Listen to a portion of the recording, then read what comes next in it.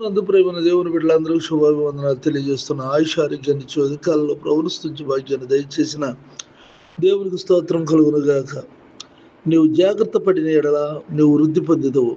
ధైర్యం తెచ్చుకొని బలముగా ఉండుము, భయపడకము, దిగులు పడకము. మొదటిది దినవృత్తాంతములు 22వ అధ్యాయము 13వ వచనం. ప్రార్థన. కృపగలిగిన మా తండ్రి, దయగలిగిన ప్రభా, నీకు వందనాలు. ప్రార్థనలు ఏకీవిస్తున్న బిడ్డలను దీవించి ఆశీర్వదించి, ఎవరైతే జాగ్రత్త లేకుండా ఉంటున్నారో, ఎవరైతే నాయన భయపడుతూ ఉన్నారో, ఎవరైతే ధైర్యం లేకుండా ఉన్నారో, ఎవరైతే దిగులు పడుతున్నారో అటువంటి అందరినీ నాయన జ్ఞాపకం చేసుకొని వాళ్ళు జాగ్రత్తగా ఉన్నట్లు సహాయం చేయండి, ధైర్యపరచండి, భయం నుండి విడిపించండి, దిగుల నుండి విడిపించండి. ఆ బిడ్డలను వృద్ధిపరచండి. వారు చేస్తున్న వ్యాపారం, వ్యవసాయం, ఉద్యోగాల్లో, చదువుల్లో నువ్వు తోడుకుండి సహాయం చేయండి ప్రభా.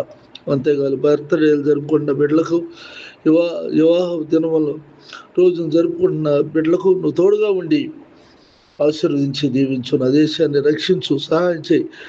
వివాహాల కొరకు ఎదురు చూస్తున్న బిడ్డలకు ఆయన మంచి సంబంధాలను సమకూర్చి వివాహాలు జరుగుటకు సహాయం చేయండి ప్రభా. అంతేగాక అనారోగ్యంలో ఉన్న వారికి ఆరోగ్యం దయచేయండి, ఆర్థిక సమస్యలను తీర్చండి ప్రభా. ఈ ప్రార్థనలు ఏకీపిస్తున్న నీ వీళ్ళందరినీ నాయన వారి వారి సమస్యలను నడిపించి నెమ్మదిని శాంతిని దయచేయమని, నాతోటి సేవకులైన వారు ఆయా స్థలాల్లో చేస్తున్న పరిచర్యలను కూడా దీవించమని, ప్రభుత్వం నిమ్మని నా దేశాన్ని రక్షించమని, మేలు చేయమని.